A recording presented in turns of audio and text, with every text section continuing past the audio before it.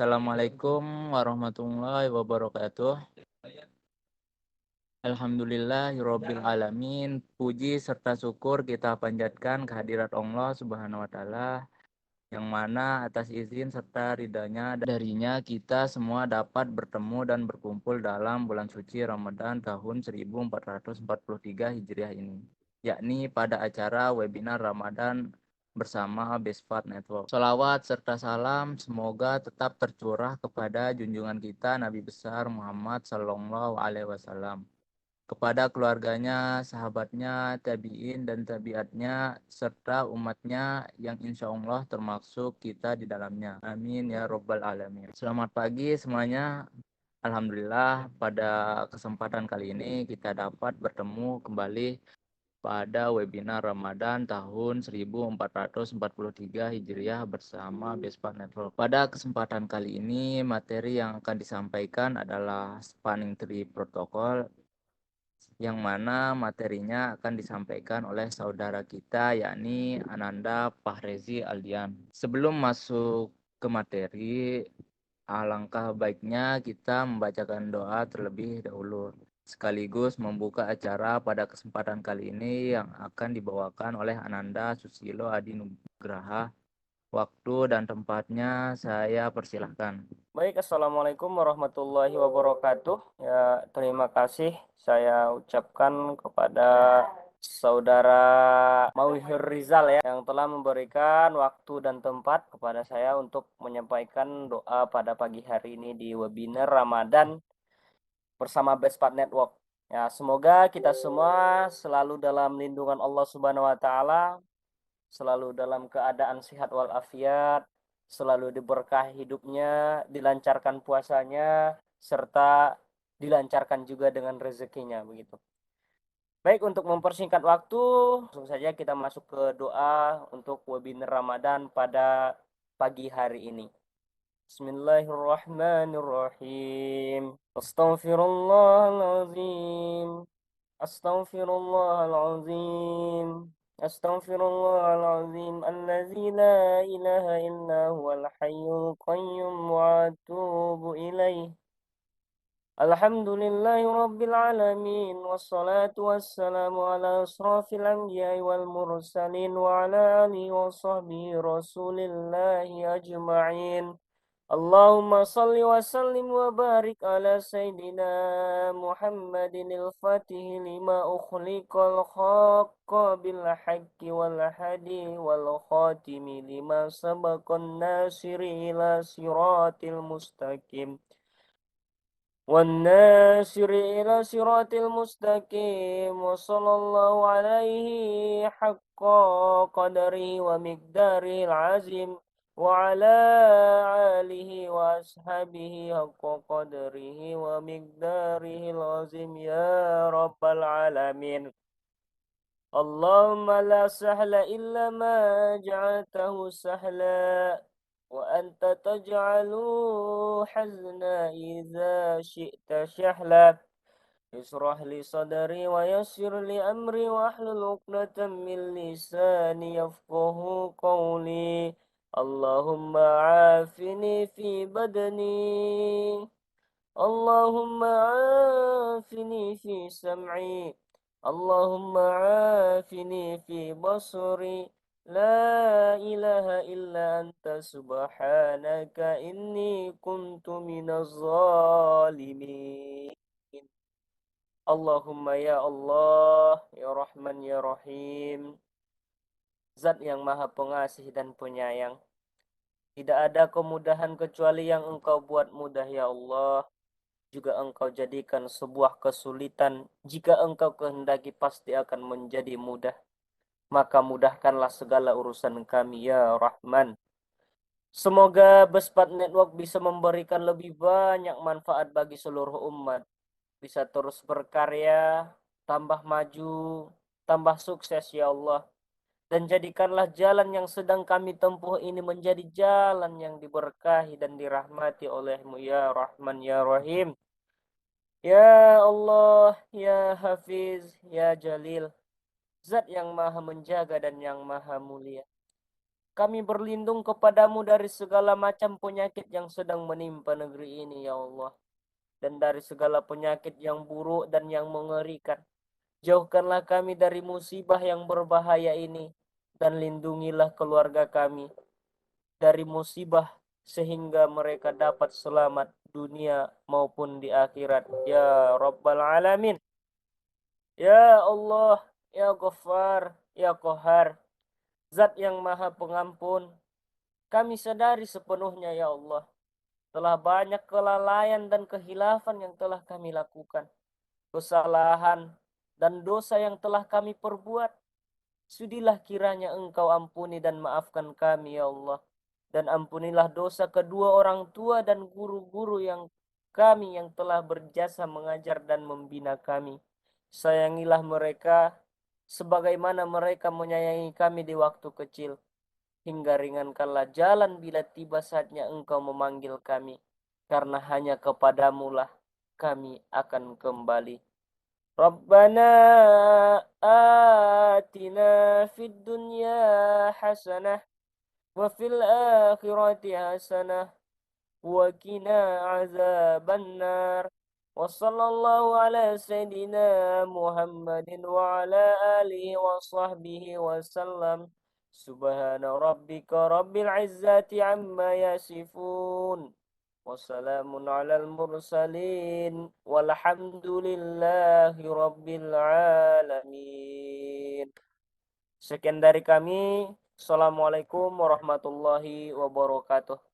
Kami kembalikan kepada saudara Mehur Rizal. Alhamdulillah, terima kasih kepada Ananda Susilo Adi Nugraha yang telah membaca doa pada pagi hari ini. Semoga Allah mengabulkan segala hajat dan permohonan kita di pagi hari ini. Amin ya Allah ya Robbal Alamin. Baik, langsung saja ke agenda utama kita kali ini, yakni ada penyampaian materi dari Ananda Pak Rezi Aldian. Waktu dan tempatnya kami persilahkan. Bismillahirrahmanirrahim.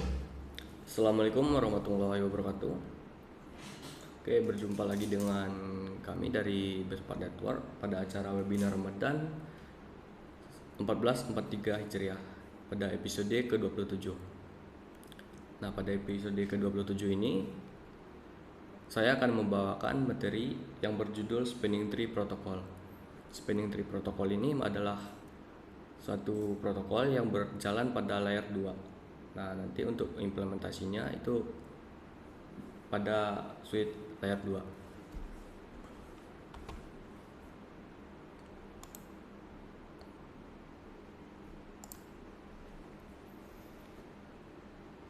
Oke, sedikit penjelasan tentang diri saya.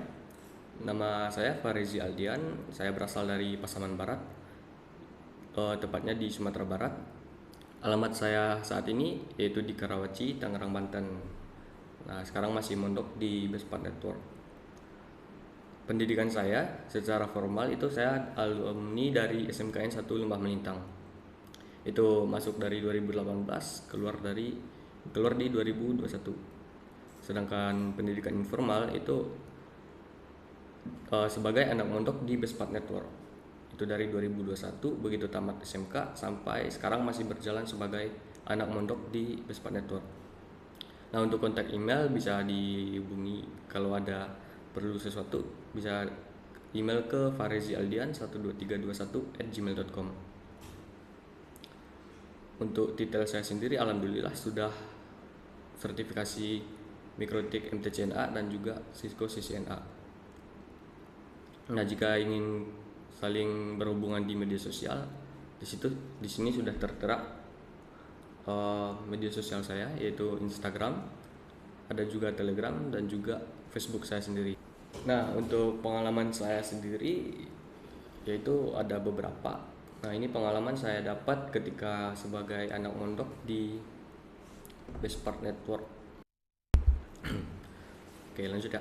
Nah, ini pengalaman saya ketika saya sebagai anak mondok di Bespat Network. Nah, yang pertama itu ada project monitoring service di lintas Arta Indosat kemarin.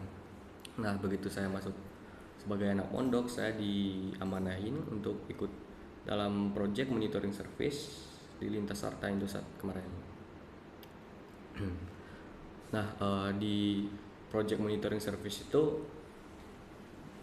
kita lebih ke mainan tools untuk gimana nantinya monitoring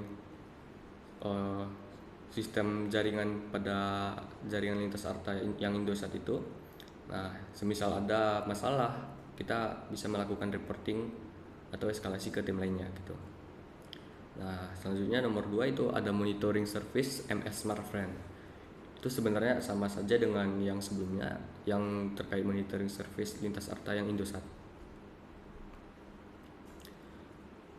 Selanjutnya ada pengalaman saya ketika onsite di SDDPI Kominfo Jakarta.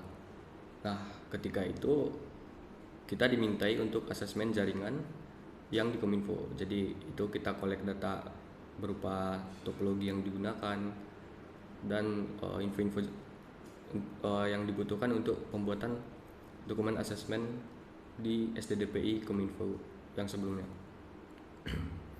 Nah, selanjutnya saya juga ikut terlibat dalam proyek PON 20 yang di Papua pada tahun 2021 kemarin. Nah, ini saya diamanain sebagai salah satu HR dari Vespa Network. Jadi di sini saya ditugaskan untuk hiring beberapa orang yang akan dijadikan tim. Nah, baik itu sebagai nanti sebagai tim L2 atau juga sebagai tim EOS-nya. Nah, jadi di situ saya ditugaskan untuk hiring mulai dari segi administrasi dan juga interview. Nah, di situ saya melakukan hiring tim di PON Papua yang 2021. Oke, selanjutnya saya ada ikutan project kemarin diamanain di BSSN atau Badan Siber dan Sandi Negara. Nah, kebetulan project ini kemarin itu adalah project bikin data center baru atau semacam permajaan network di BSSN. Nah, dari situ saya bisa belajar bagaimana kompleksnya data center ketika kita menggunakan teknologi yang terbaru gitu. Nah, di BSSN ini sebelumnya itu kita menggunakan topologi ya bisa dibilang yang file height ya, yaitu spine and leaf topologi dengan perangkat yang digunakan itu perangkat Nexus. Oke, nah lanjut saya kemarin itu diamanahi project Nokia H3i project. Jadi projectnya itu project H3i. Nah, dan undernya itu dari Nokia gitu. Nah, kebetulan project ini insya Allah bakalan berakhir pada bulan ini. Nah, ini sangat berbeda dengan yang pengalaman di BSSN. Karena kenapa? Karena dari project H3i ini itu adalah project telco, sedangkan BSSN itu adalah data center. Nah, jadi data center untuk BSSN dan yang H3i itu adalah telco atau service provider. Nah, dari segi topologinya juga sudah berbeda dan juga perangkatnya juga berbeda sekali gitu. Nah, di project H3i ini kita lebih ke mainannya perangkat-perangkat router. Jadi kalau dari segi topologi dia menggunakan topologi yang biasa digunakan di SP, yaitu topologi ring gitu. Oke, lanjut ya. Nah, apa saja sih yang akan kita bahas pada pertemuan kali ini? Nah, ini ada beberapa outline yang sudah saya simpulkan ya dari isi slide ini. Yang pertama itu kita akan ngebahas redundant network overview. Bagaimana sih gambaran dari redundant network itu gitu. Nah, yang kedua kita akan ngebahas layer 2 loop. Nah, kenapa layer 2 itu bisa loop gitu. Nah, looping itu apa sih? Nah, akibat dari looping itu nantinya bisa seperti apa gitu. Nah, selanjutnya ke spanning tree protocol. Itu nanti kita bakalan mengenal apa sih itu spanning tree. Nah, selanjutnya ada spanning tree protocol variant. Nah, di spanning tree protokol varian di sini itu nanti bakalan ada jenis-jenis dari spanning tree yang digunakan di dunia network gitu. Nanti ada labnya juga, ada Q&A dan juga lab. Oke, bismillahirrahmanirrahim. Kita masuk pada pembahasan yang pertama, yaitu redundant network overview. Nah, pada pembahasan ini kita akan menjelaskan basic explanation dan keuntungan dari redundant network itu. Oke, penjelasan dari redundant network. Nah, redundant network itu apa sih sebenarnya gitu? Nah, redundant network kalau dibaca dari sini ya adalah infrastruktur duplikat di mana perangkat jaringan memiliki koneksi tambahan.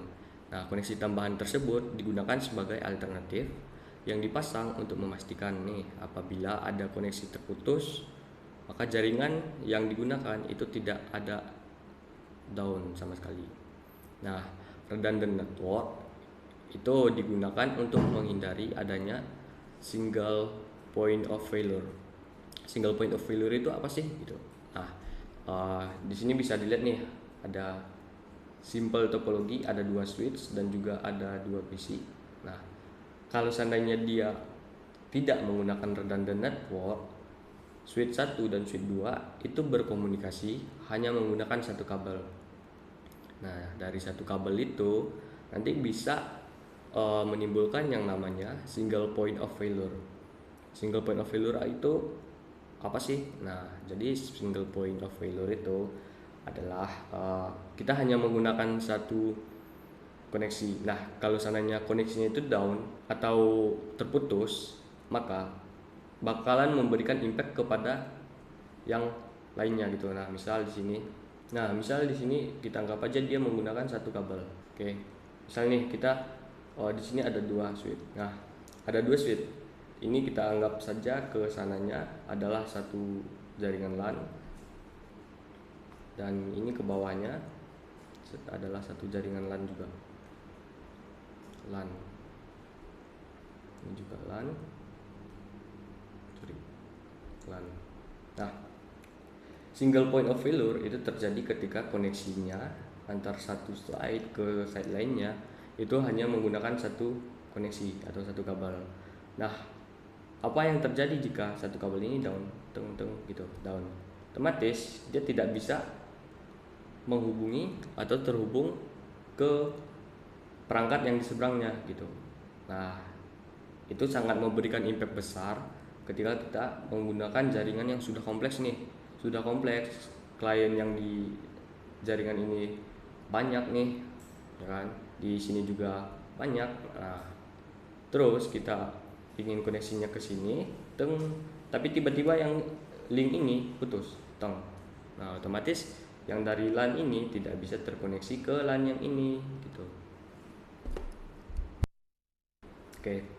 Nah, untuk mencegah terjadinya hal tersebut, ya kan? Nah, kita membutuhkan link backup. Jadi kita sebut sebagai link backup aja ya. Nah, jadi di sini koneksinya kelewatan.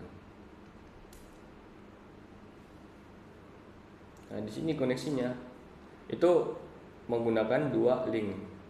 Nah, jadi yang satu ketika yang satunya down ya, misal yang ini down. Nah, otomatis traffic yang ini tidak bisa berjalan. Nah, jadi traffic yang ini tuh diarahin ke link yang satunya lagi gitu. Nah, jadi di link ini trafficnya bakalan melalui link yang ini gitu. Nah, itu sedikit penjelasan dari redundant network. Oke, kembali ya ke slide-nya. Oke, apa sih keuntungan kita menggunakan redundant network gitu? Nah, di sini saya sudah merangkum ada 4 keuntungan ketika kita menggunakan konsep dari redundant network itu. Nah, yang pertama itu adalah uptime. Dari segi uptime, redundant network itu bisa berjalan 24/7. Artinya dia tidak pernah mati sama sekali. Walaupun salah satu linknya itu mati, dia masih tetap berjalan gitu. Nah, itu sangat memberikan keuntungan kepada kita ketika kita menggunakan service yang ya benar-benar service tersebut tidak boleh ada kata mati gitu. Nah, bayangkan ketika kita tidak menggunakan redundant network tapi memerlukan jaringan kita itu tuh tidak boleh mati. Nah, ketika ada kesalahan sedikit saja pada linknya terus tiba-tiba down, semuanya bakalan ikut down gitu karena dia terkena single point of failure tadi. Nah, selanjutnya dari segi security. Nah, dari segi security-nya itu sendiri dia bakalan lebih maju lagi. Kenapa begitu? Karena nanti di konsepnya itu bakalan ada konsep blocking, baik itu blocking dari blocking port atau blocking device. Nah, di SDP ini sendiri itu kita melakukan yang namanya blocking port. Jadi karena dia di layer 2, dia mainannya di frame sama port MAC address nantinya. Selanjutnya dari segi latensi. Selanjutnya dari segi latensi ya, atau kecepatan. Nah, dari segi latensi, redundant network itu mampu memberikan kecepatan yang tinggi gitu. Kenapa begitu? Nah, balik lagi ke topologi yang tadi. Di sini dia ada dua link. Otomatis kita bisa membagi trafficnya gitu. Kalau seandainya dia hanya menggunakan satu link, jadi semua trafficnya itu tuh bakalan dimakan sama satu link tersebut gitu. Jadi semua trafficnya hanya lewat di link tersebut. Misal kita punya traffic 10 Mbps nih, 10 Mbps. Nah, 10 Mbps akan lewat di satu link doang gitu. Jadi misalnya di sini satu link, nah 10 Mbps nya lewatnya di sini doang gitu. Jadi muat gak muat ya dipaksain supaya muat gitu. Yang penting paketnya kekirim yang 10 Mbps itu nyampe gitu. Nah, dengan adanya redundant yang 10 Mbps tadi, 10 Mbps tadi bakalan bisa dipecah menjadi dua gitu. Nah, jadi di sini dia bakalan dibagi menjadi 5 Mbps, di sini 5 Mbps. Jadi dengan adanya ini bandwidthnya bakalan lebih plong, jadi dia bisa melalui dengan lebih cepat gitu. Koneksinya jadi lebih kenceng kalau dia menggunakan redundant network. Bandwidthnya bisa dibagi-bagi.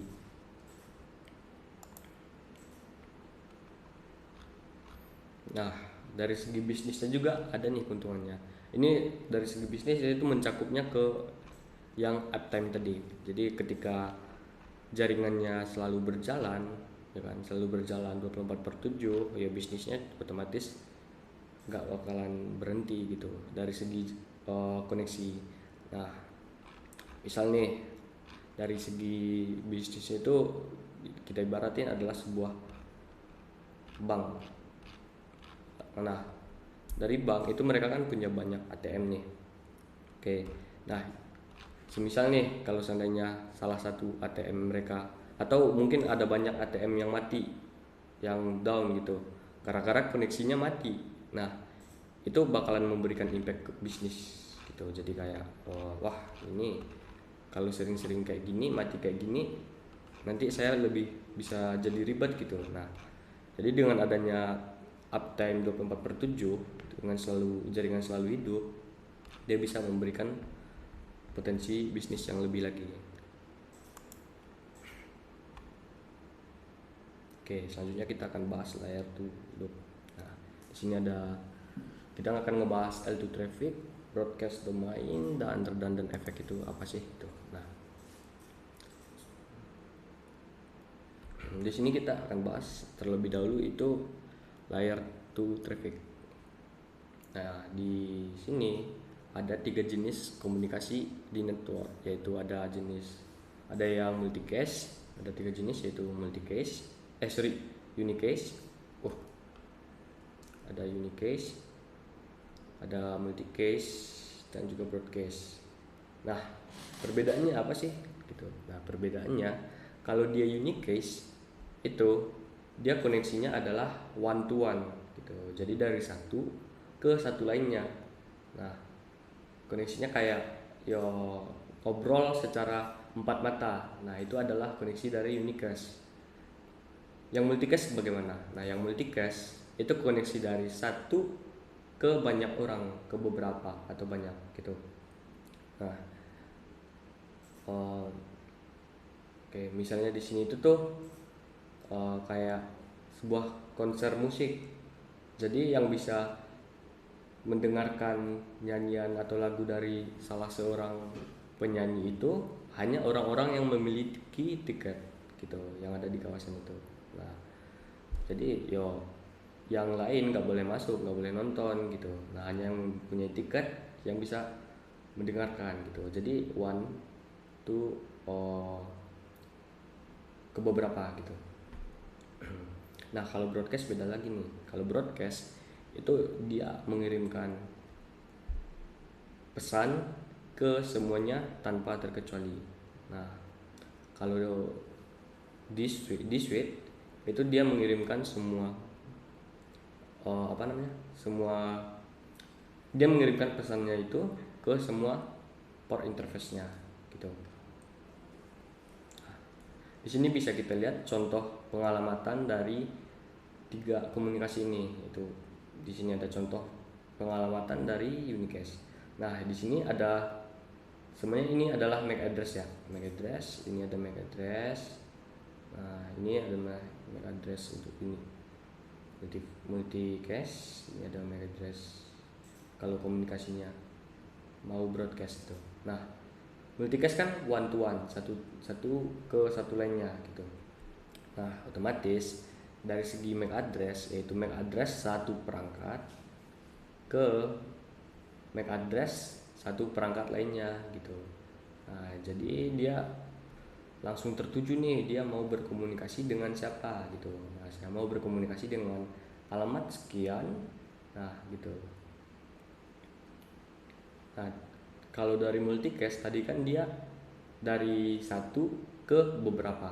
Nah, jadi dari satu orang, ini ada alamat MAC address dari satu orang, dan mengarahnya ke mana? Mengarahnya ke mengarahnya ke sini. Bentar. Mengarahnya ke banyak orang. Nah, FFF itu alamat MAC yang diartikan untuk semua. Jadi FFF dari vendor ini. Nah, sedikit penjelasan MAC address. Jadi bisa dibilang 6 digit awal itu adalah mengalokasikan untuk sebagai vendornya dia gitu. Itu ditujukan untuk memberitahu nih, ini vendor, misal kita sebut salah satu vendor Cisco yang perangkat routernya itu dia MAC addressnya ini nih. Nah, jadi otomatis nanti semua perangkat router yang vendor Cisco itu 6 digit awalnya adalah yang sama gitu. Jadi misal 01005E. Nah, jadi semuanya sama. Nah, yang 6 digit akhir itu nantinya adalah pengalokasian untuk alamat perangkatnya gitu. Nah, kita ambil kesimpulan, kita ambil contoh di sini nih. Ini yang di sini adalah vendor, alamat untuk vendor, pengalokasian vendor. Terus yang 00 itu adalah dialokasikan untuk perangkatnya gitu namanya. Nah, di sini juga bisa dilihat nih 0100.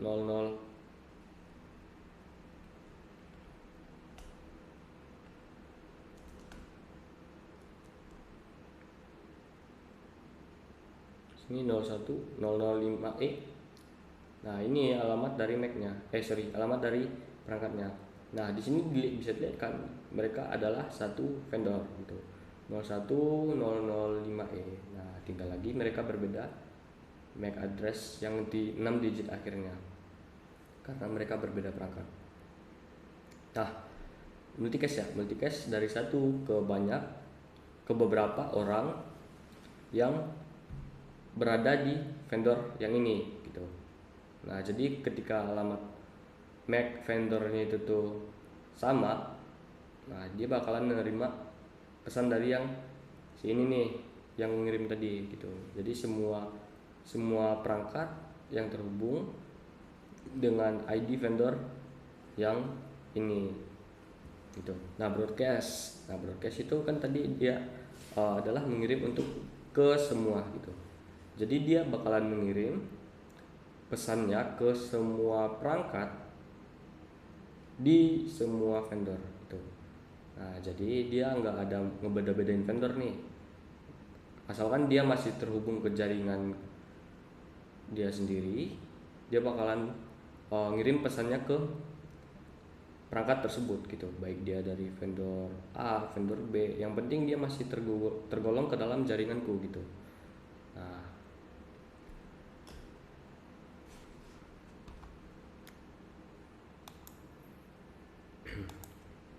oke, kita bahas terkait dengan broadcast domain. Nah, di sini saya ada masukkan video singkat. Nah, bisa dilihat terlebih dahulu videonya. Nah, di video ini itu dari PC 2 ini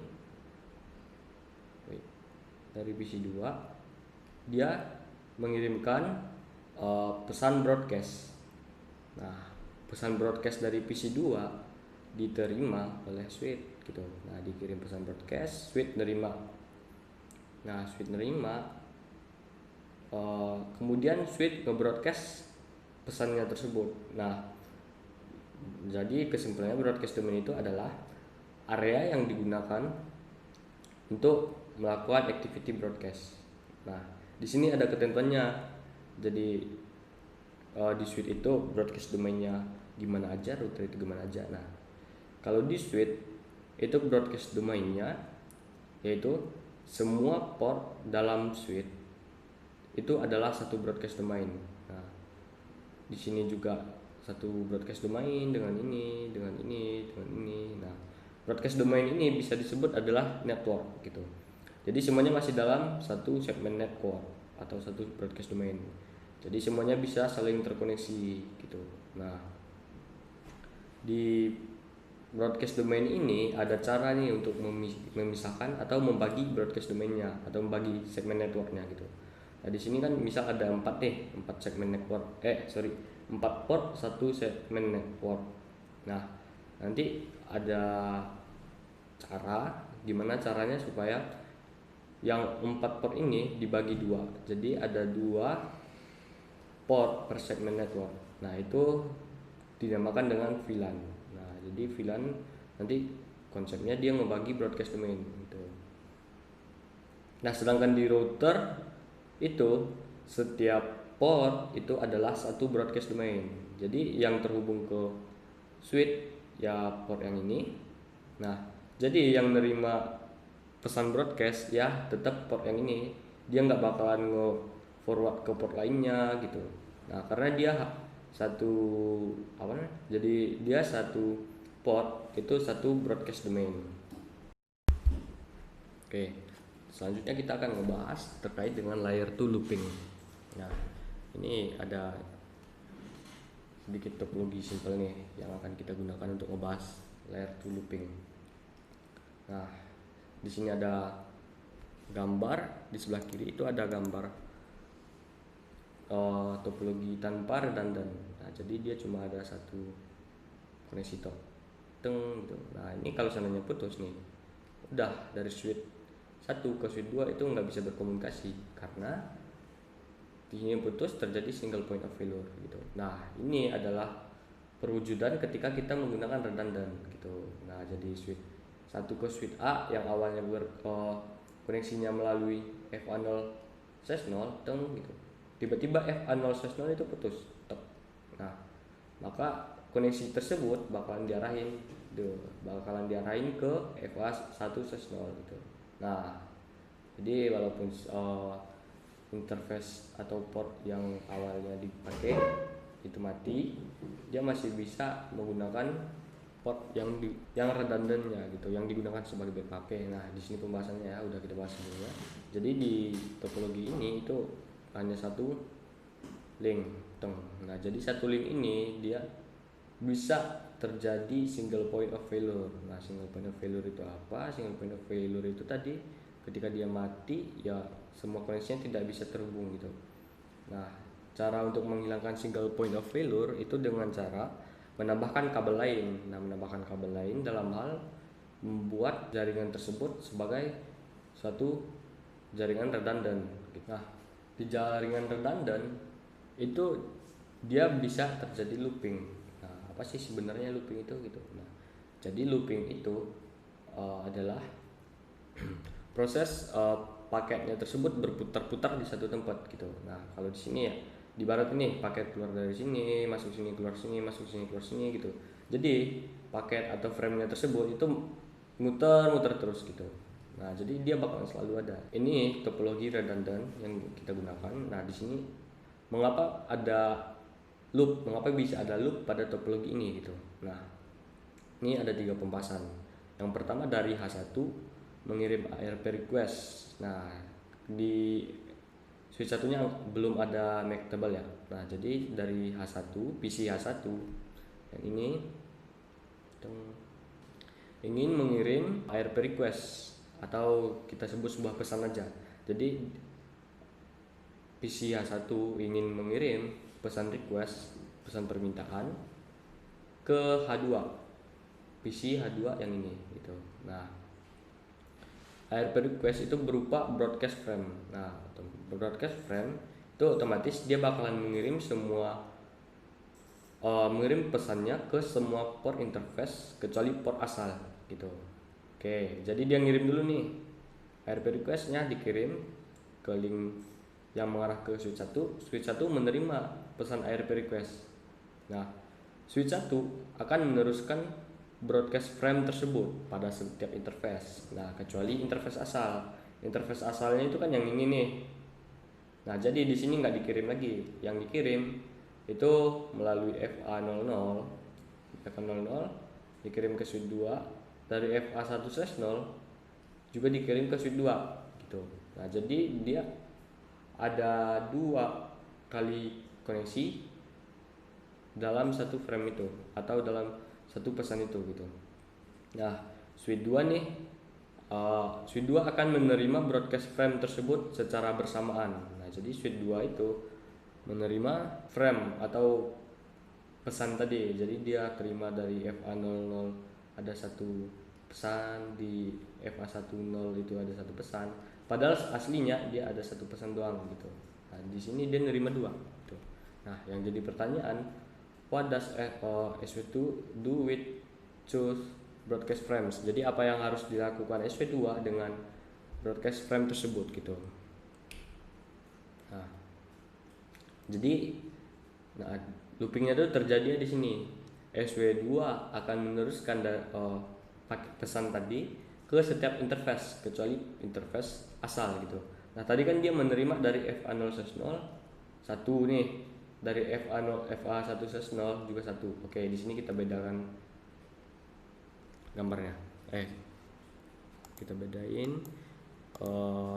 Nah, di sini dari SW1 itu mengirim 2 paket.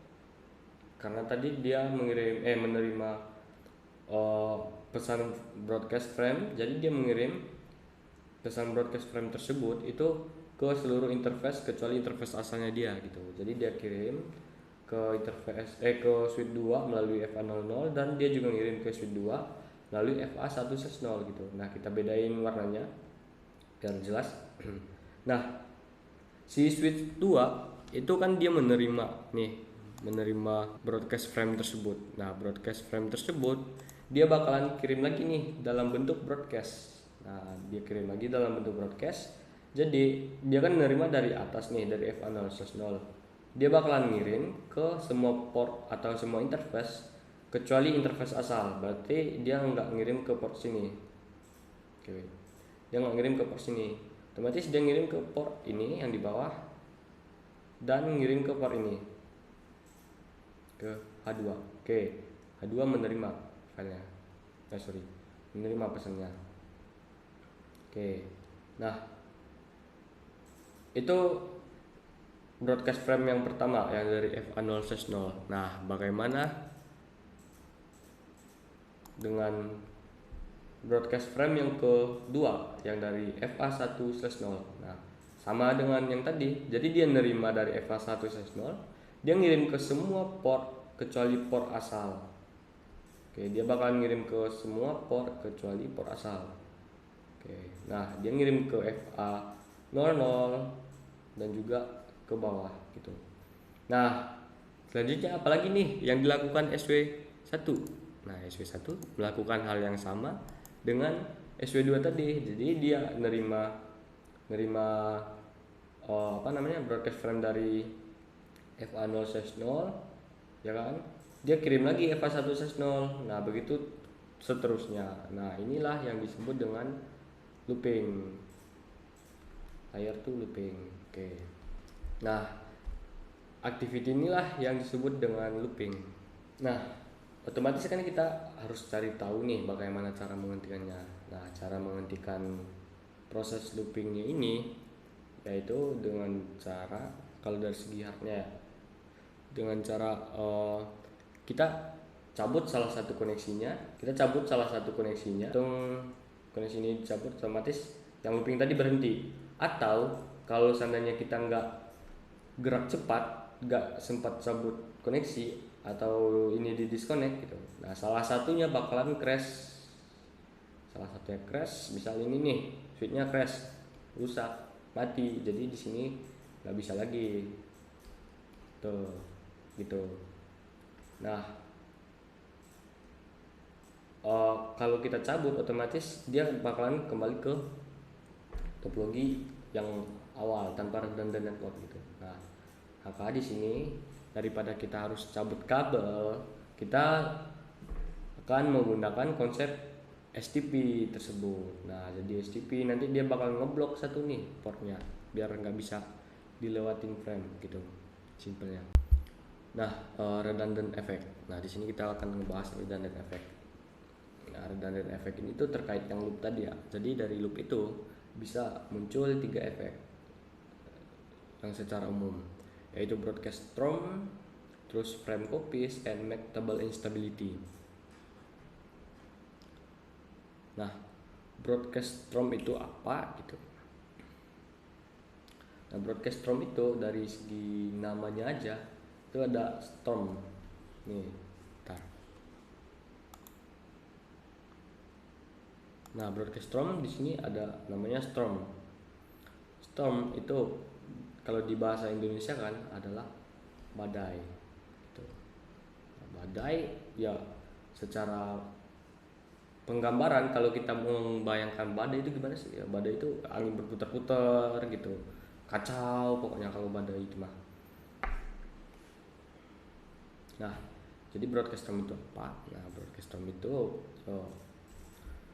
dia yang tadi dijelaskan. Jadi dia frame-nya berputar-putar terus gitu. Jadi dari sini ngirim ke sini, terus balik lagi ke sini, ini ke sini ngirim terus. Nah, ini gitu terus tanpa henti gitu. Ini broadcast storm terjadi kalau dia menggunakan topologi circle gitu. Nah, topologi circle itu tuh bukan berarti dia topologinya bulat ya, tapi topologinya itu terus bersambung kayak gini. Nah, ini ke sini sambung nih. Nah, di sini nanti bakalan bisa terjadi broadcast storm. Nah, kan secara hakikat konsep dari si switch itu kan dia ngeflooding. Kalau seandainya dia belum ada MAC address nih, MAC table, dia bakalan ngeflood. Jadi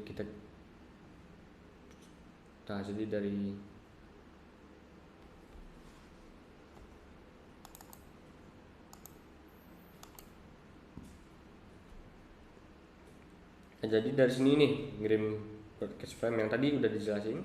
Sini ngirim broadcast frame, terus di sini ngebroadcast. Nah, ini ngebroadcast ini di switch itu namanya adalah flooding gitu. Nah, flooding itu terjadi ketika pada switch tersebut belum ada MAC table. Nah, MAC address table. Nah, jadi ketika MAC address table-nya kosong, dia bakal melakukan broadcast atau flooding. Nah, itu dilakukan untuk mengetahui nih di yang port FA06 nih misal. Nah, di sini di FA06 itu dia nanti IP-nya berapa sih yang ada di interface tersebut gitu. Nah, ini nanti berkaitan dengan yang namanya ARP gitu. Nah, intinya di MAC address table itu tuh dia bakalan ada informasi dari interface tersebut. Nah, IP-nya itu berapa gitu. Jadi nantinya dia bakal mempelajari dari MAC table-nya terlebih dahulu untuk koneksi berikutnya. Nah, ketika MAC address table-nya itu kosong, otomatis dia akan melakukan flooding atau broadcast. Jadi supaya dia tahu supaya dia bisa ngisi nih MAC address table-nya dia gitu, supaya besok-besok dia nggak perlu nge-broadcast lagi, dia tinggal nyari aja nih dari MAC table-nya dia gitu. Nah, berbeda itu bisa disebut sebagai salah satu kepintaran switch. Jadi dia suka belajar. Oke, next multiple frame copies. Nah, multiple frame copies ini terjadi ketika tadi ada broadcast ROM. Nah, jadi misalnya nih dari PC 1 nge-broadcast frame broadcast, switch 2 nge-broadcast lagi nah ke bawah.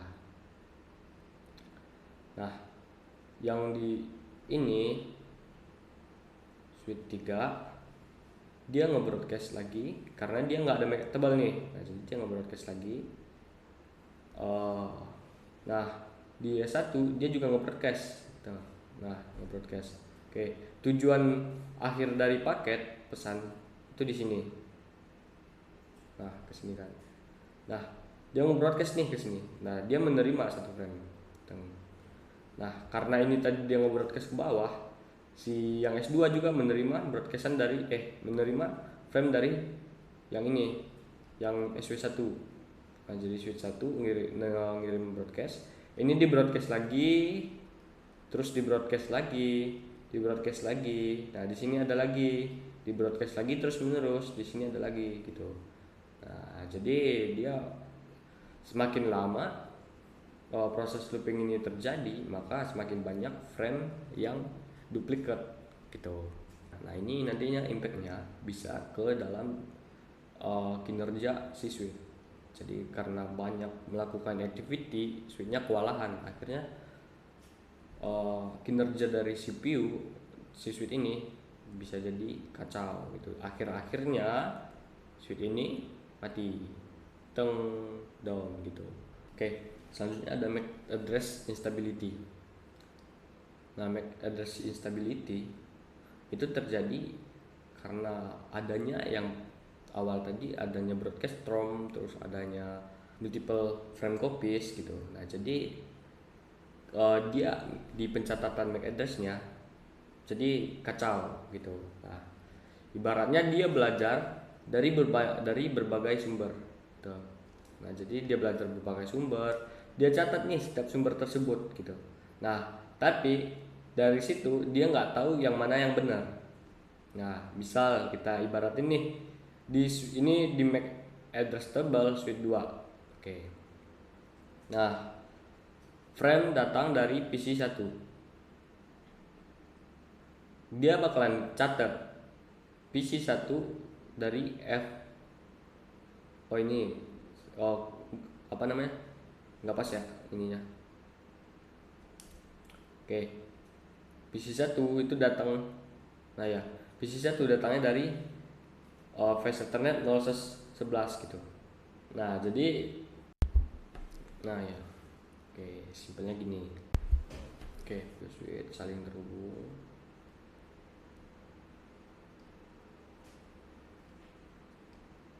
Nah, ini ibaratnya switch, ini S1, ini S2, ini S3. Oke.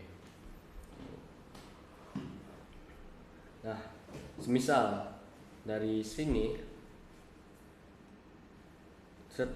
nah ada satu PC. Nah, ini kita sebut PC 1 ya, PC 1. Nah, si switch menerima broadcast frame dari PC 1. Nah, di port ini anggap aja FA1. Nah, di FA1. Nah, ketika nerima frame, maka switch 1 bakal nulis nih, catat di make table-nya dia. Make table. Ya kan, make table-nya dia dicatat FA1 itu adalah koneksi ke PC1. Nah, koneksi ke PC1. Oke, dicatat ya sama si switch. Nah, selanjutnya si switch melakukan broadcast. Jadi yang tadi itu broadcast frame dari PC1 di broadcast lagi ke semua port kecuali port asal. Nah, di broadcast ke switch 1, ke switch 3, di broadcast ke switch 2. Oke. Nah, sini belum ada dicatat karena baru mesen. Nah, oke. Selanjutnya switch 2 dan switch 3 itu juga dia ngebroadcast gitu. Jadi dia ngebroadcast ngebroadcast ke sini switch 3, dan di switch 3 ngebroadcast ke switch 2. Yang ini S3 menerima broadcast dari S2, dia ngirim lagi ke semua port kecuali port asal. Nah, S2 juga sama, ngirim lagi ke semua port kecuali port asal. Nah, di sini si switch bakalan catat nih yang dari S2 itu di port ini gitu, ibaratin FA2. Oke, FA2 di sebagai S2 gitu. Nah, FA3 itu koneksi dari S3. Nah, setelah tadi saling ngirim, dia bakalan ngebales lagi nih, dia bakalan nge-broadcast lagi file yang frame yang diterima. Nah, di broadcast ke S3, broadcast ke S2. Nah, ini nge-broadcast terus. Nah, nge-broadcast terus, ini juga nge-broadcast terus. Nah, sampai akhirnya nanti di make table-nya itu bakalan penuh dengan dengan data yang sekarang tidak jelas. Nah, ini dari switch 2 nge-broadcast, misalnya nge-broadcast make dari S3 gitu. Nah, jadi yang kebaca di ini interface FA2. Nah, di interface FA2 itu kebacanya sebagai switch 3. Nah, karena yang di MAC address yang di broadcast itu adalah MAC address S3. Nah, begitu juga dengan FA3 mungkin. Nah, FA3 nya itu tuh dia nge-broadcast dari MAC address switch 2, terus dia bakalan kebaca di port ini FA03 itu sebagai switch 2 gitu. Nah, yang dinamakan dengan MAC address instability itu adalah yang ini. Oke. Selanjutnya kita bakalan ngebahas overview dari spanning tree protocol. Nah, itu ada overview, kita ngebahas BPDU-nya juga, ngebahas operasinya gimana, path cost-nya, terus pemilihan root bridge-nya. Nah, oke. Kita bahas dari overview dari spanning tree dulu. Nah, di sini dijelaskan nih. Spanning tree atau STP digunakan untuk mencegah layer 2 switching loop dan supaya tidak terjadinya broadcast from di local area network. Nah, spanning tree itu kan udah dijelaskan tadi nih. Dia itu untuk mencegah layer 2 switching itu supaya tidak root. Nah, loop yang tadi itu yang mulai dari broadcast from terjadi di jaringan LAN, terus akibatnya terjadi multiple frame copies, terus akhirnya MAC address-nya nggak stabil gitu. Nah, supaya itu tidak terjadi, kita bisa menggunakan teknologi dari spanning tree protocol gitu. Nah, spanning tree protocol ini dikembangkan oleh Radia Perman.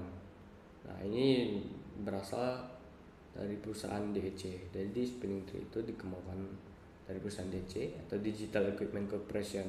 Nah, perusahaan DEC ini sekarang berubah nama menjadi XP gitu. Nah, protokol STP distandarisasi oleh IEEE sebagai IEEE 802.1d. Nah, IEEE ini adalah organisasi standarisasi secara internasional gitu. Masuk ke pembahasan Bridge Protocol Data Unit atau BPDU. Nah, BPDU itu tuh adalah frame yang dipertukarkan setiap saat oleh switch untuk komunikasi. Nah, BPDU ini tuh yang selalu digunakan oleh switch ketika dia ingin berkomunikasi dengan switch lainnya gitu. Jadi dia berupa sebuah frame. Nah, frame ini adalah paket paket komunikasi di layer 2 atau di switch gitu. Jadi dia berupa sebuah frame dikirim untuk setiap komunikasi gitu. Nah, di sebuah frame BPDU itu berupa switch ID, ada switch ID-nya, ada source port, MAC address, port priority, port cost, dan masih banyak lagi. Nah, jadi BPDU itu adalah sebuah frame. Nah, sebuah frame itu kita ibaratin adalah sebuah surat. Nah, jadi di BPDU ini kita ibaratin sebuah surat gitu. Nah, isi suratnya apa aja? Nah, isi suratnya itu tuh yang ini. Jadi dari switch ID-nya ada. Nah, di suratnya ada switch ID. Terus ada source port-nya juga. Nah, ada source port di suratnya. Terus ada MAC address, port priority, port cost. Nah, jadi semuanya udah tertera di dalam frame BPDU itu. Nah, BPDU itu kita ibaratin sebuah surat aja gitu. Nah, untuk algoritma yang digunakan oleh STP itu disebut sebagai STA. Nah, atau Spanning Tree Algorithm. Nah, digunakan untuk mengetahui kapan adanya loop layer 2 switch di jaringan dan menentukan dan mana yang perlu dimatikan. Nah, gitu.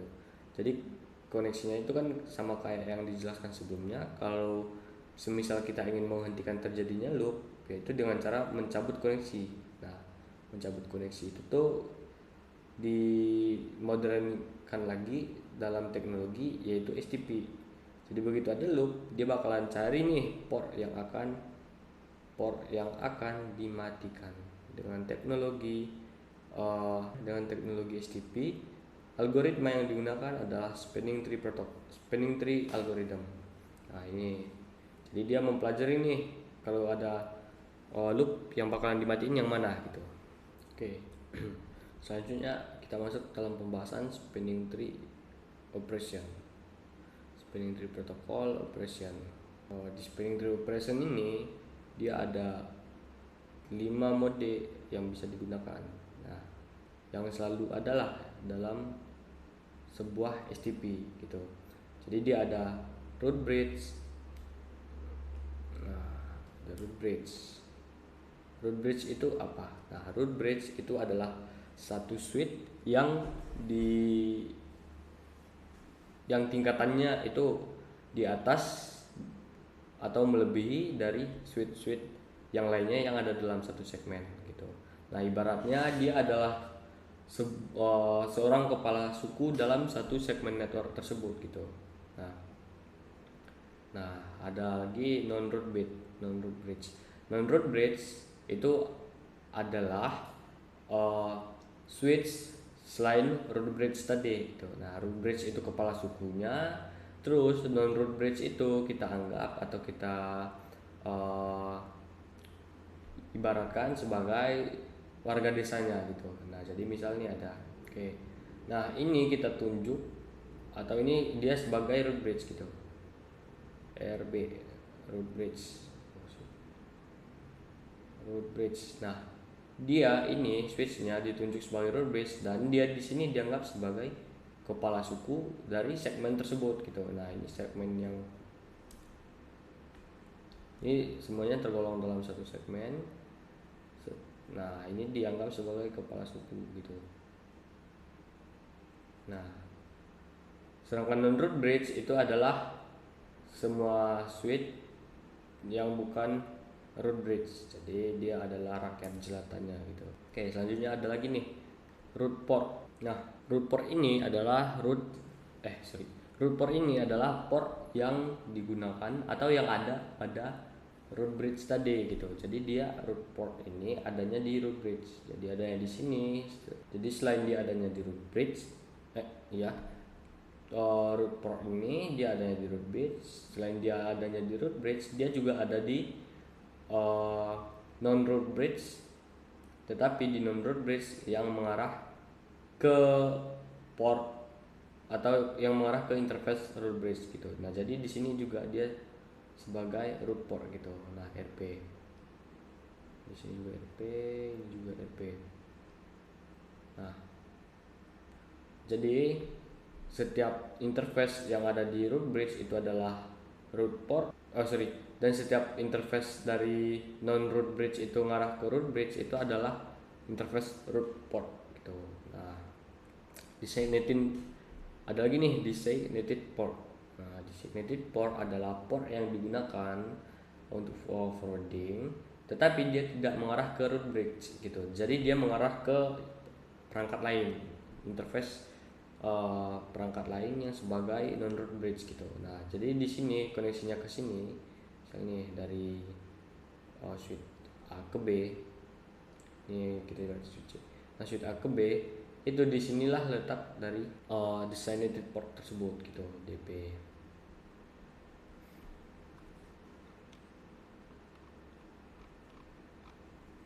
Nah, di sini ada designated portnya gitu. Nah, selanjutnya ada lagi alternate port. Nah, karena konsepnya HTTP itu ngeblocking, maka kita perlu port yang harus diblocking. Nah, port yang diblocking itu namanya alternated port gitu. Nah, alternated port itu yang ini. Nah, untuk kalkulasinya itu, untuk penghitungannya itu nanti dari segi penghitungan root bridge itu dihitung berdasarkan priority terkecil. Nah, jika seandainya priority terkecilnya atau priority-nya sama, nah maka dia penghitungannya itu berdasarkan MAC address terkecil gitu. Nah, selanjutnya kita bakal ngebahas tentang spanning tree path cost. Nah, spanning tree path cost ini tuh bisa dibilang berapa sih angka atau harga dari satu interface gitu. Nah, itu kita bisa cek nih berapa angka yang ditetapkan untuk interface tersebut gitu. Nah, ini STP cost ini STP cost adalah angka yang telah ditetapkan. Jadi ini enggak bisa dirubah gitu. Jadi, nah, semakin kecil STP cost, maka dia priority-nya atau kastanya itu bakalan semakin tinggi gitu. Nah, oke, di sini ada link speed. Nah, link speed, dari link speed ini kita bisa mengetahui nih ini dia menggunakan interface apa gitu. Nah, di sini dia di 10 Mbps makainya ETH Ethernet, dia pakai Ethernet. Terus 100 Mbps itu dia makainya fast Ethernet, 1 gig itu gig Ethernet. Nah, begitu juga seterusnya gitu. Nah, 10 internet, terus ini 1. Nah, begitu juga seterusnya.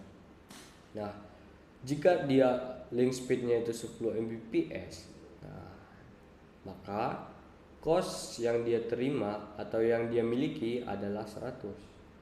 Nah, jadi jika ada cost yang lebih kecil dari dia, itu artinya kastanya lebih tinggi gitu, atau priority-nya lebih tinggi. Nah, oke, jika seandainya dia link speed itu 100, maka STP cost itu 19. Nah, secara default itu seperti ini. Secara default Ethernet itu costnya 100, terus fast Ethernet itu costnya 19, gigabit Ethernet itu costnya 4, terus ada lagi 10 gig internet itu cost 2, terus 100 Ethernet itu adalah costnya 1 gitu. Jadi secara default itu seperti ini. Oke, selanjutnya kita akan ngebahas terkait dengan root bridge election. Nah, yang cost tadi itu bakalan kita gunakan nantinya untuk kalkulasi penentuan root bridge-nya ini gitu. Di sini ada beberapa cara, ada 3 cara untuk root bridge election itu, atau ada 3 metode lah gitu, 3 konsep. Nah, yang pertama, switch akan bertukar BPDU. Nah, ini switch bertukar BPDU, artinya itu tuh si switch akan selalu terus menerus mengirimkan frame berupa informasi dirinya, begitu juga sebaliknya gitu. Jadi mereka akan selalu bertukar informasi gitu. Nah, oke. Nah, selanjutnya ada bridge ID. Bridge ID itu tuh apa sih? Nah, itu bridge ID itu tuh yang tadi, yang dia sebagai root bridge atau sebagai non bridge, itu masuknya ke bridge ID. Nah, cara penentuannya itu gimana? Nah, cara penentuannya itu dengan cara cek dari bridge priority ataupun MAC address itu. Jadi bridge priority terkecil atau MAC address terkecil itu akan dijadikan sebagai suatu perangkat root bridge gitu. Nah, jika perangkat root bridge-nya sudah ditemukan, maka selebihnya itu akan ditetapkan sebagai perangkat non root bridge atau sebagai rangkaian jelata gitu. Oke.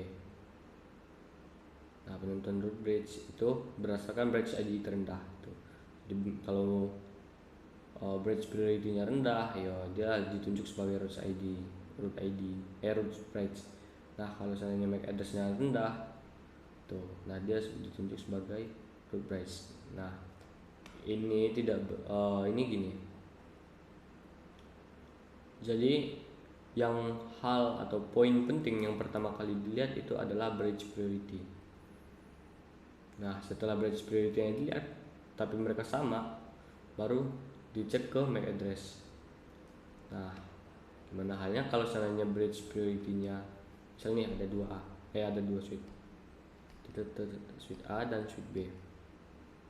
Nah, di switch A bridge priority-nya kecil. Nah, kita ibaratin lah di sini bridge priority-nya 1, di sini bridge priority-nya 2 gitu. Nah, tetapi secara MAC address di di switch B itu lebih kecil gitu. Misal 00.00. Nah, di sini 00.01. Nah,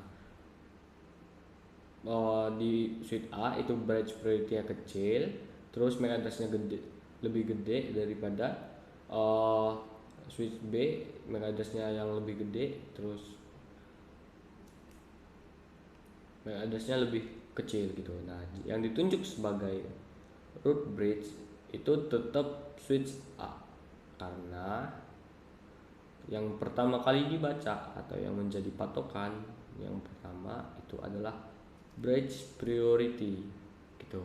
Nah, studi case-nya yang ini bisa dilihat di sini. Di topologi ini kita mempunyai 4 buah switch ya.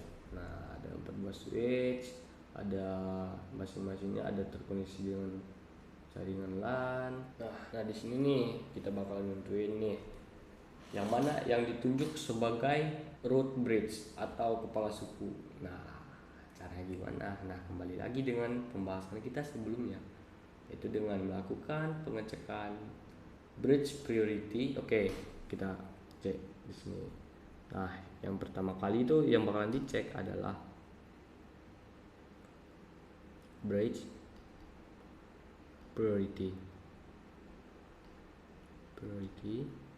Terus kalau seandainya bridge priority-nya sama atau nggak bisa dijadikan patokan, maka dia akan mengarah ke MAC gitu. Nah, kita bisa ngecek MAC address-nya untuk mengetahui yang mana yang dijadikan sebagai root bridge gitu. Nah, secara default switch itu mempunyai bridge ID atau bridge priority. Switch secara default mempunyai bridge priority yaitu 32768. Nah, jadi secara default switch itu ditetapkan sebagai priority 32768. Nah, dan 32768 itu nanti bakal ditambahkan satu VLAN. Nah, jadinya dia bakalan menjadi 3276869. Nah, jadi dia selalu dikasih plus satu VLAN gitu. Kayak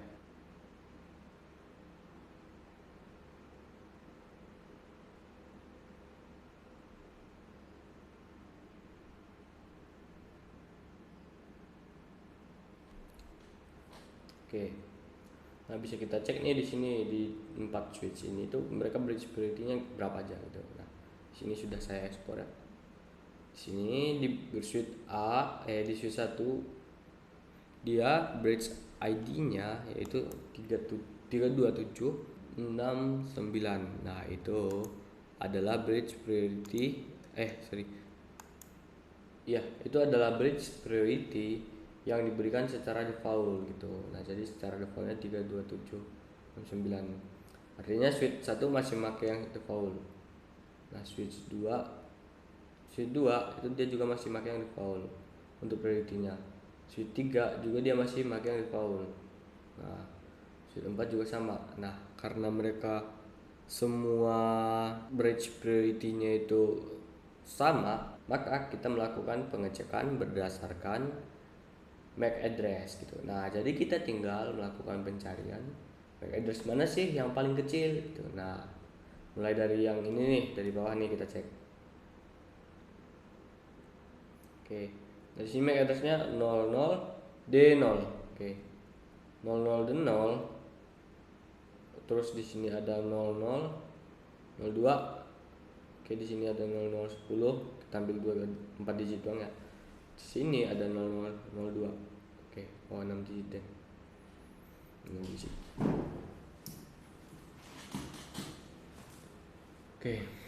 Nah, dari secara keseluruhan ini MAC address mana yang paling kecil?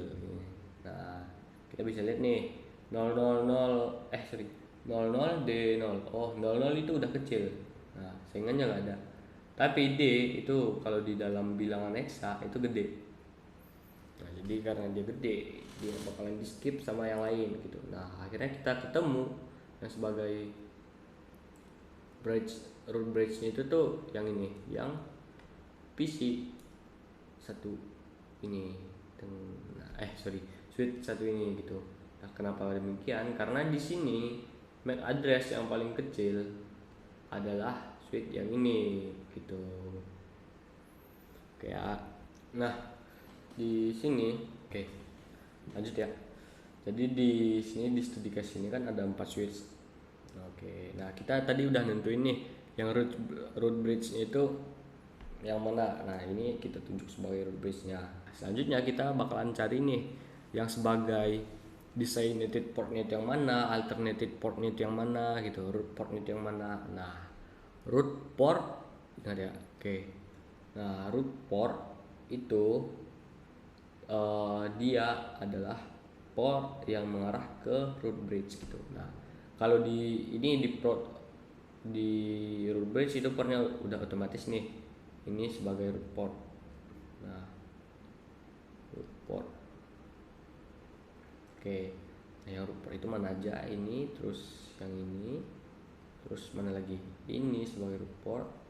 Mana lagi? Nah, yang ini sebagai root port. Nah, kenapa begitu? Karena konsepnya tadi semua port yang mengarah ke root bridge secara langsung itu adalah root port gitu. Nah, selanjutnya yang interface yang lainnya yaitu yang ini dan ini itu tergolongnya ke dalam apa gitu. Nah, dia pada setiap pada setiap switch selain selain root bridge itu mempunyai satu yang namanya designated. Nah, di sini misal di sini ada yang namanya designated. Nah, designated.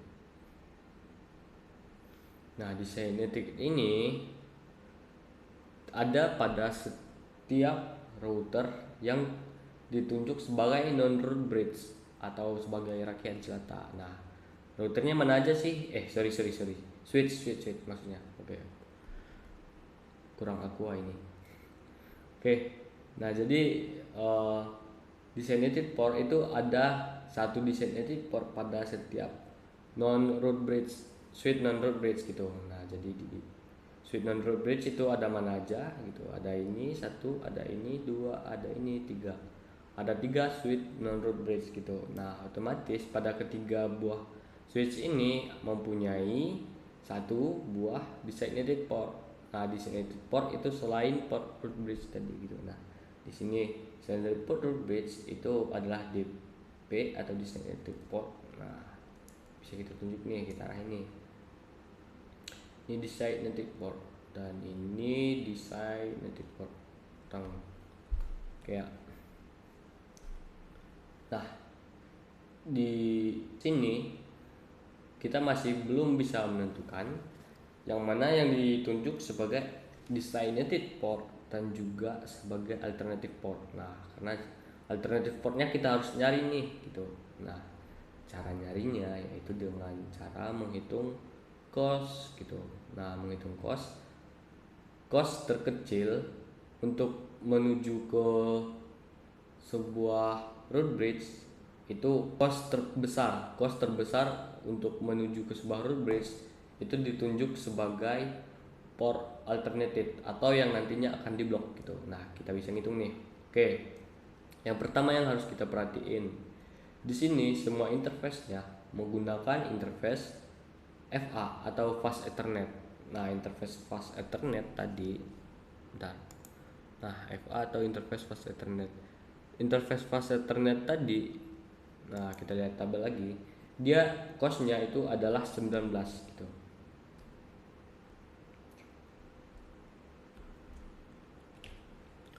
Nah, cost-nya adalah 19. Oke, catat ya. Nah, ini 19 FA yang 100 Mbps, FA 19. Oke.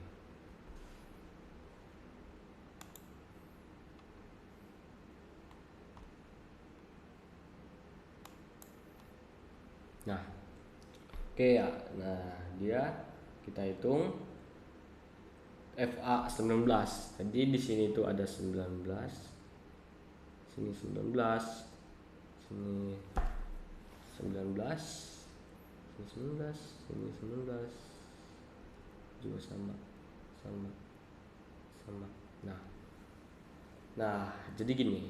Link atau port yang paling jauh dari switch root bridge itu ditunjuk sebagai alternative port atau yang bakalan diblok. Nah, cara itu gimana gitu. Nah, kita ngitung aja nih. Yang terjauhnya itu dari 19 itu kemana gitu. Nah, kalau seandainya dari sini dia 19 tambah 19, nah udah 2 doang gitu. Nah, ada lagi yang lebih jauh dari ini? Oh, ada mungkin. Nah, pastinya ada gitu. Nah, ada dari sini nih, coba. Oke, ada 1, 2, 3. Oke, 19 kali 3 nih. Masih ada yang lebih jauh? Oh, ternyata masih gitu. Nah, dari sini 1, 2, 3, 4. Oke, dari sini 4 gitu. Nah,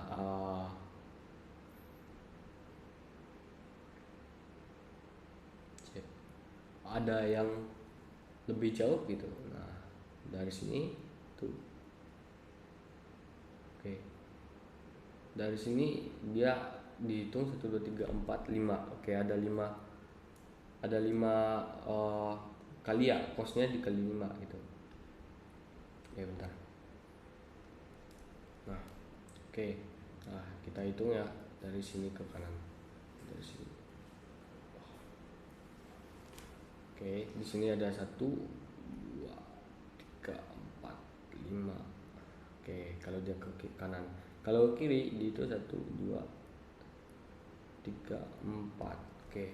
Nah, kalau dia ke kanan itu dia costnya bakalan dikali 5. Kalau dia ke kiri costnya dikali 4. Otomatis dia bakalan lebih jauh ke kanan gitu. Nah, makanya di sini ditunjuk sebagai alternative port atau yang bakalan diblok gitu. Diblok sementara. Nah, diblok sementara sampai terjadinya sampai ya diblok sementara sampai adanya nanti kebaca port yang down. Jadi ketika ada port yang down bisa gitu. Nah, ini port down, terus otomatis traffic yang biasa ke sini langsung belok ke sini gitu. Oke.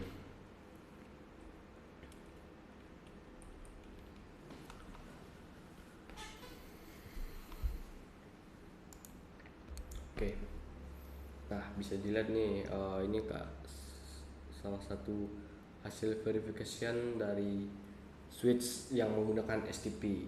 Oke. Nah, kalau kita cek dari verification terminal CLI-nya itu untuk membedakan, untuk mengetahui switch yang ditugaskan sebagai root bridge itu melalui kalimat ini, this bridge is root. Nah, ini mengartikan bahwasanya di switch ini dia ditunjuk sebagai root bridge-nya gitu. Nah, bisa dilihat juga di sini priority-nya berapa. Priority-nya itu 32769. Oke, ini default. Terus address-nya juga ada di sini, MAC address-nya.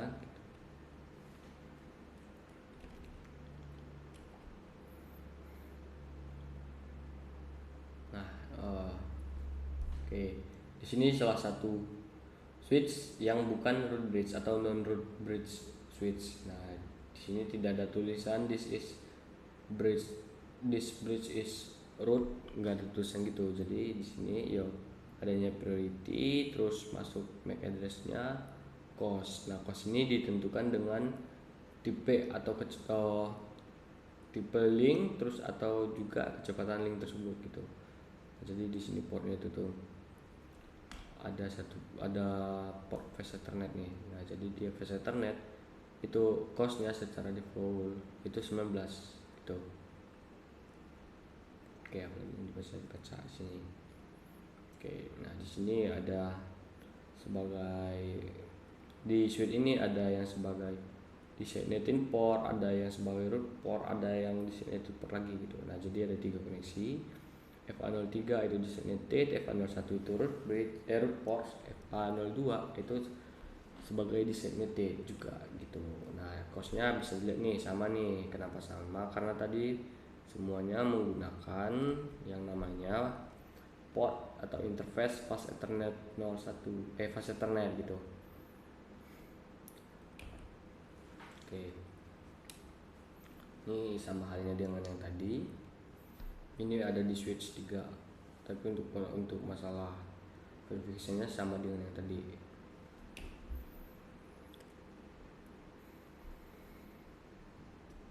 Nah, oke, ini bisa dilihat nih. Ini yang ditunjuk sebagai port yang di block atau alternative port itu ada di switch 4. Nah, priority-nya itu sama aja yang lain karena default. Nah, ini di block.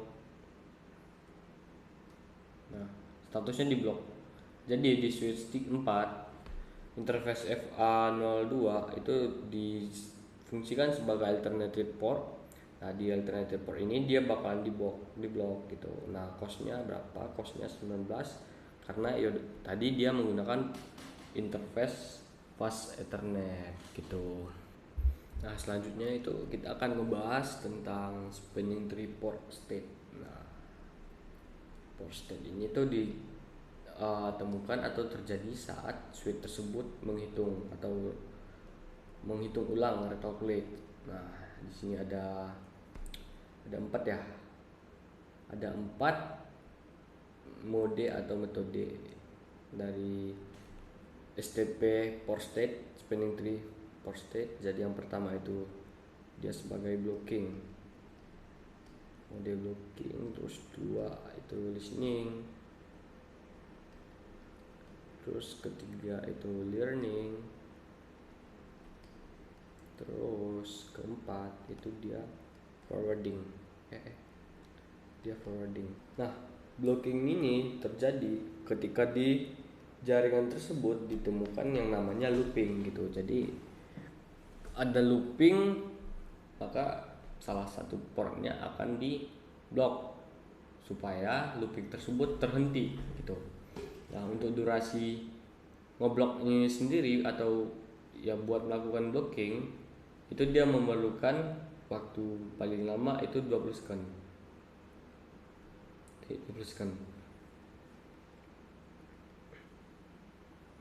Nah, selanjutnya ada yang namanya listening. Nah, listening ini terjadi ketika dia menerima topologi baru. Nah, ketika topologi baru ada nih, dapat nih. Nah, atau ada yang masuk nih di topologi jaringan yang dipakai sekarang. Nah, dia bakalan mengkalkulat ulang atau menghitung lagi nih. Dia bakalan menghitung lagi BPDU yang bakalan digunakan untuk topologi tersebut gitu. Nah, untuk waktunya ini itu dia memerlukan waktu 15 detik gitu, 15 seconds gitu. Nah, selanjutnya ada yang namanya learning nih. Nah, learning ini dia bakal mempelajari nih MAC address dari setiap setiap perangkat yang ada pada topologi tersebut gitu. Nah, jadi nanti dia bakalan catat nih ke MAC table-nya gitu. Nah, untuk waktunya sendiri memerlukan waktu 15 detik juga gitu. Nah, terus setelah semuanya ini selesai, setelah 3 metode atau mode ini tuh selesai, oke, nah dia lanjut ke forwarding gitu. Nah, jadi ketika tidak ada error, dia langsung mengirimkan frame tersebut. Nah, nge-forward lah. Nah, selanjutnya ada yang namanya spanning tree process. Nah, spanning tree process ini itu digunakan untuk meningkatkan kecepatan dari interface tersebut gitu, kecepatan loadingnya. Nah, karena konsepnya Portfast tidak membaca BPDU yang tadi gitu. BPDU yang mana? BPDU yang ini gitu.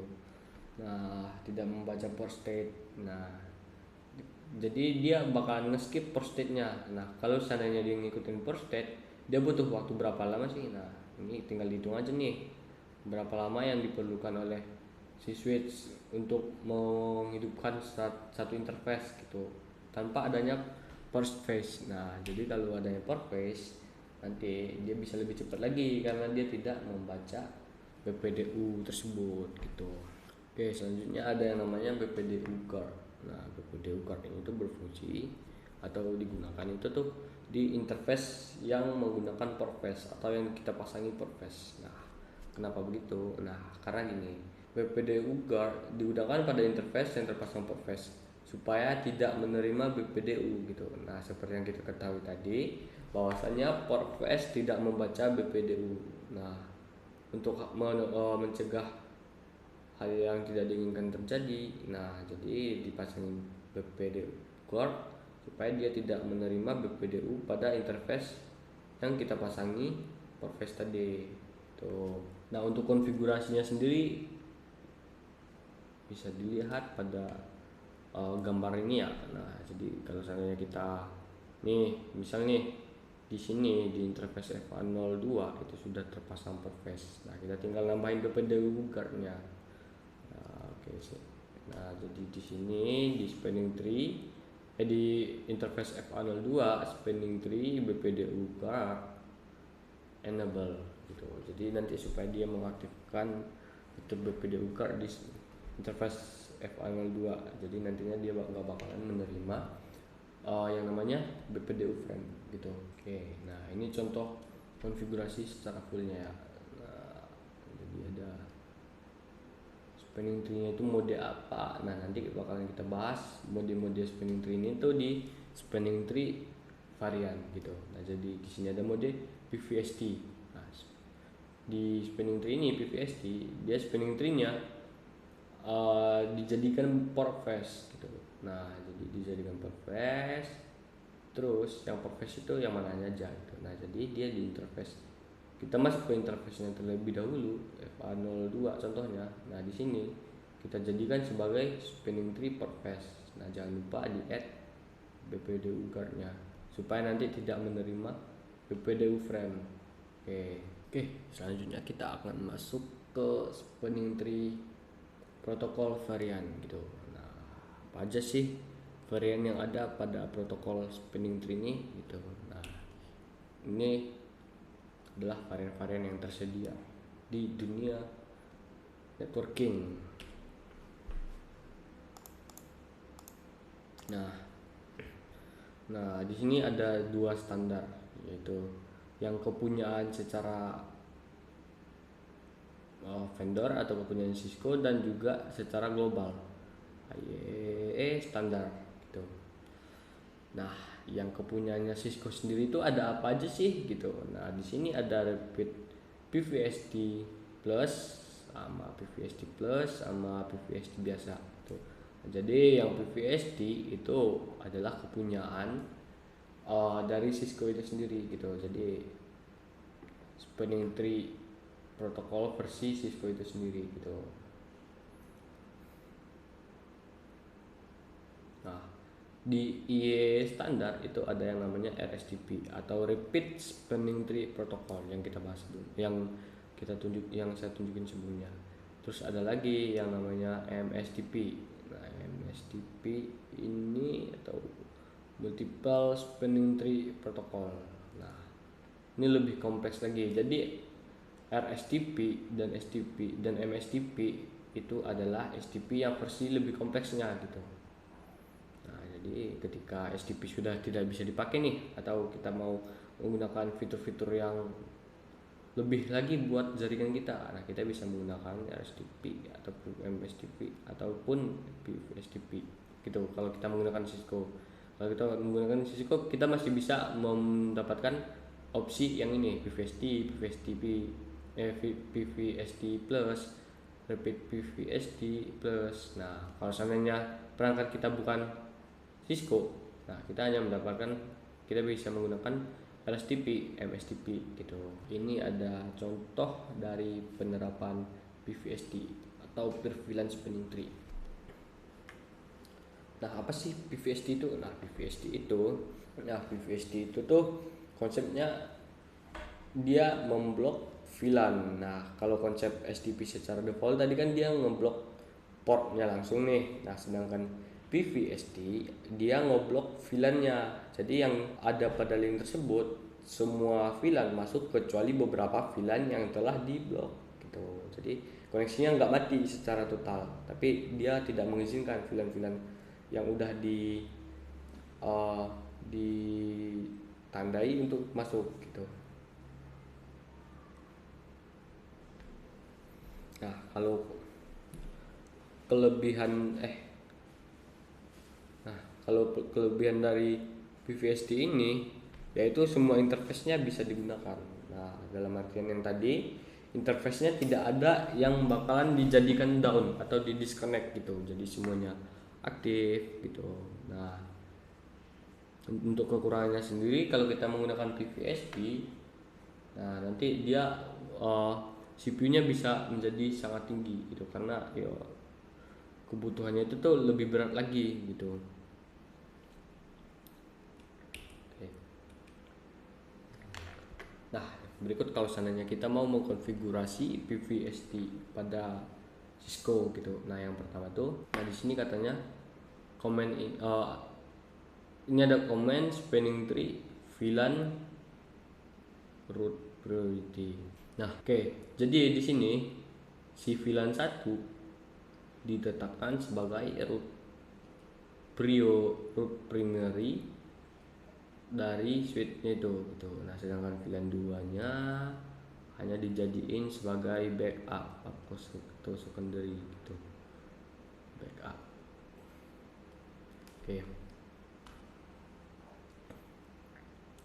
Nah, secara statik kita bisa melakukan konfigurasi priority pada VLAN tersebut. Nah, ini di dalam PVST di VLAN tersebut kita bisa nentuin primary-nya sendiri nih. Nah, jadi nantinya primary yang terbesar akan diblok gitu. Nah, jadi dia menggunakan primary yang lebih kecil gitu. Priority. Ini Rapid Spanning Tree Protocol. Nah, Spanning Tree Protocol ini adalah satu dari kemajuan protokol STP yang sebelumnya gitu. Nah, konsepnya ini tuh dia hanya root bridge yang mengirimkan BPDU gitu. Nah, selain root bridge dia nggak bisa mengirimkan BPDU. Ini root bridge-nya gini nih di sini. Nah, di sini dia bisa mengirimkan frame, dia bisa mengirimkan frame di sini. Nah, yang lain tidak bisa mengirimkan frame video-nya gitu. Nah, atau informasi dirinya sendiri gitu. Jadi dia hanya bisa mengetahui informasi si road bridge, tapi dia nggak bisa ngasih tahu informasi dirinya sendiri gitu.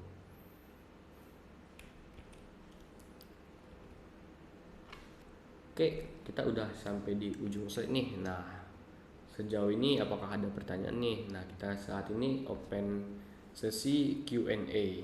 Nah, silakan jika ada yang ingin ditanyakan. Nah, nanti kalau seandainya ada yang kurang jelas, biar kita kembali ke slide yang sebelum-sebelumnya. Oke, yang kalau ada yang mau bertanya, boleh silahkan ajukan. Kalau joinnya via webinar, bisa ajukan di kolom chat.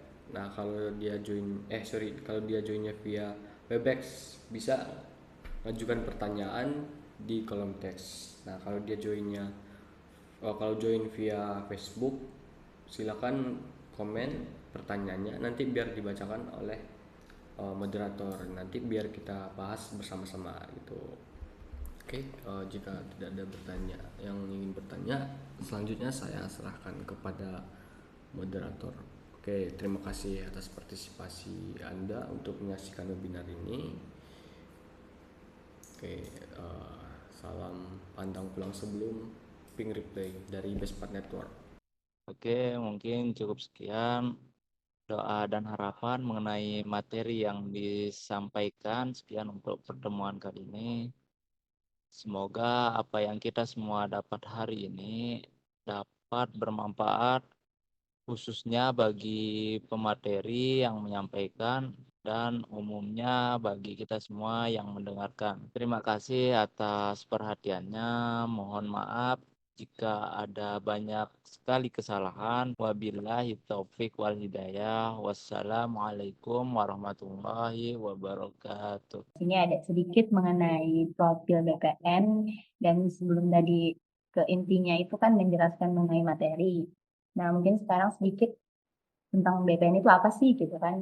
Nah, di sini ada BPN. BPN itu adalah sebagai training dan consulting mengenai IT networking kan. Nah, di sini juga ada Bestpart System Integrator. Pertama itu ada network planning dan design. Nah, di mana di sini tuh kita sebagai di BPN itu kita mendesain topologi gitu kan, sebuah network yang bertujuan untuk memastikan bahwa komunikasi dapat memenuhi kebutuhan.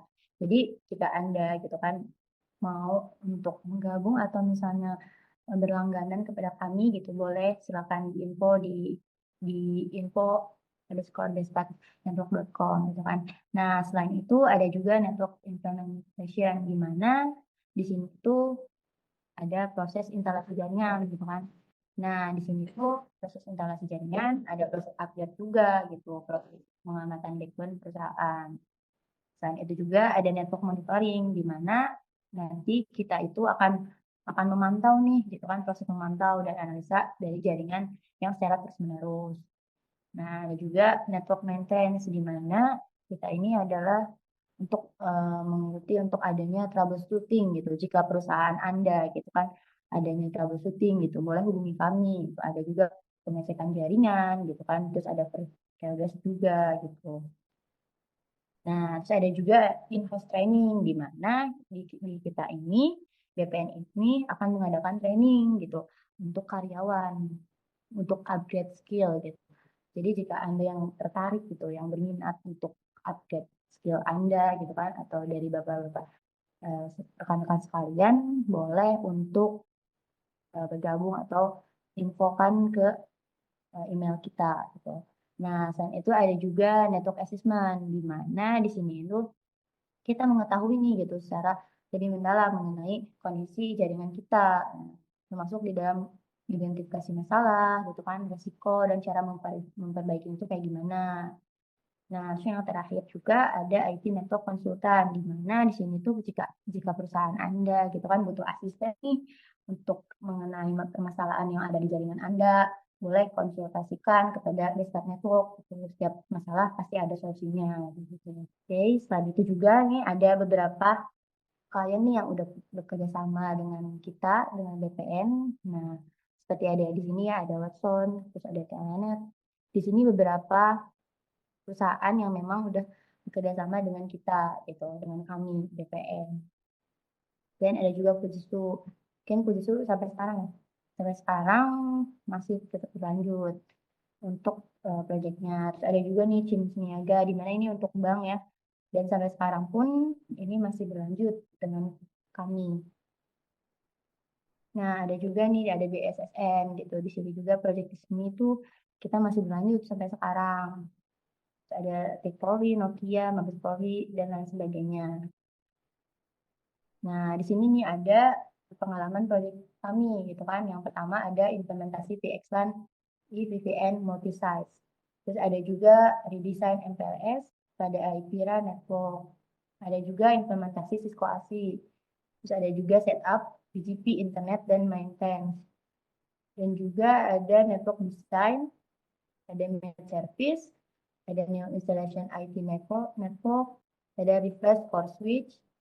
Yang 9 ada optimization IT network, ada ATN BGP multi-homing, ada juga pengadaan perangkat jaringan DC, ada juga setup IT network CCTV, ada IT network assessment, download and device banking, implementation radio server, dan terakhir ada setup infra, VDC, dan DNC. Jadi ini beberapa ringkasannya yang dilakukan oleh kami gitu kan, ada pengalaman kerjaan atau pengalaman proyek kami yang selama ini gitu.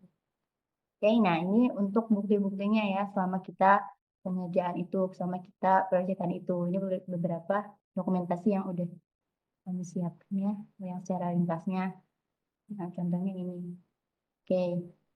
Nah, terus ada juga nih di kami ada mengadakan training center, yaitu mengenai Cisco, yang biasanya itu untuk CCNA, CCNP mengenai routing, switching, dan training.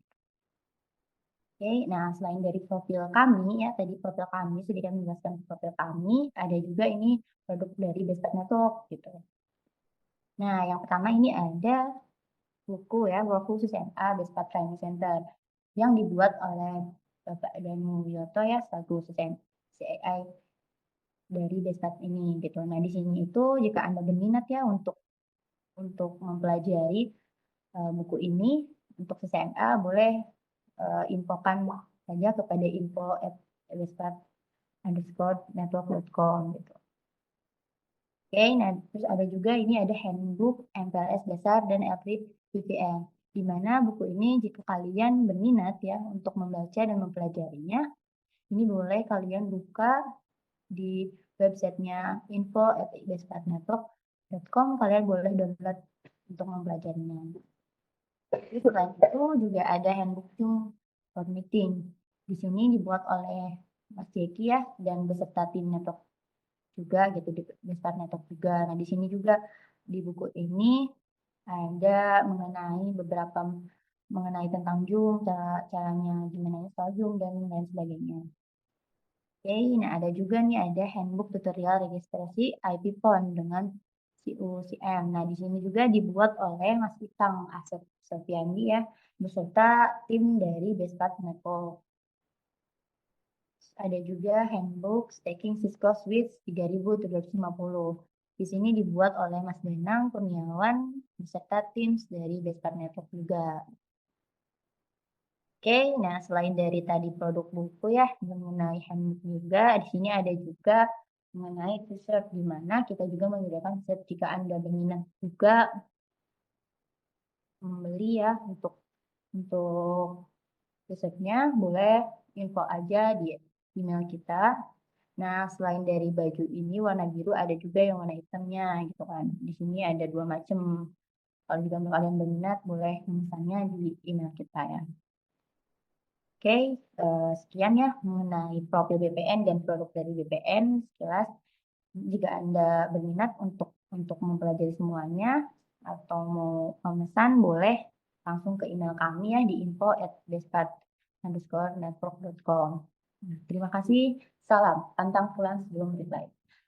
Kami keluarga besar BPN ya, Bestpat Network, mengucapkan selamat menunaikan ibadah puasa dan terima kasih. Assalamualaikum warahmatullahi wabarakatuh.